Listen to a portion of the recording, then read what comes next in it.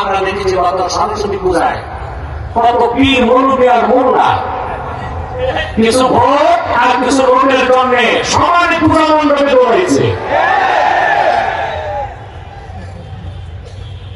কীর্তন গাইছে, কীর্তন গাইছে, তারপরে লাড্ডু খেয়েছে, শুধু মূর্তির চেষ্টা করে নাই।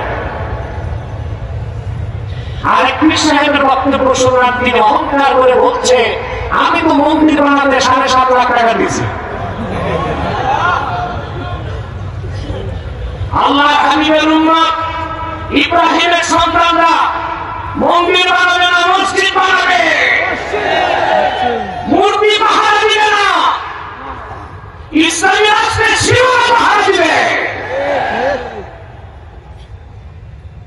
মন্দির বানাতে মুসলমান টাকা দিতে পারে? এটা কুফরি হয় নাই? জোরে বলেন। হানাফি, শাফি, মালিকি, হাম্বলি 4 মাযহাব একমত, ইআনাতুল কুফারি কুফরুন, কাফেরদেরকে কুফরি কাজে সাহায্য করা কুফরি।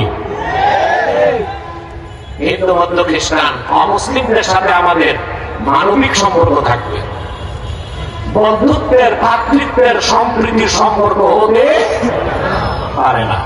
হিন্দু বাড়িতে আগুন রাখছে, মুসলমানের দায়িত্বটা নিভায় দেওয়া, খ্রিস্টান খেতে পারে না, খাদ্য দেওয়া, হিন্দুর মেয়ে অসুস্থ, স্বামী অসুস্থ, আপনি চিকিৎসা সেবা দেবেন, এগুলো সব উত্তম কাজ, মহৎ কাজ।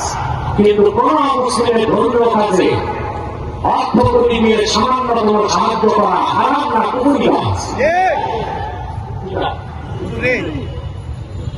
আমরা যাদের বিরোধিতা করছি, বিরোধিতার জন্য নয়, সংশোধনের জন্য।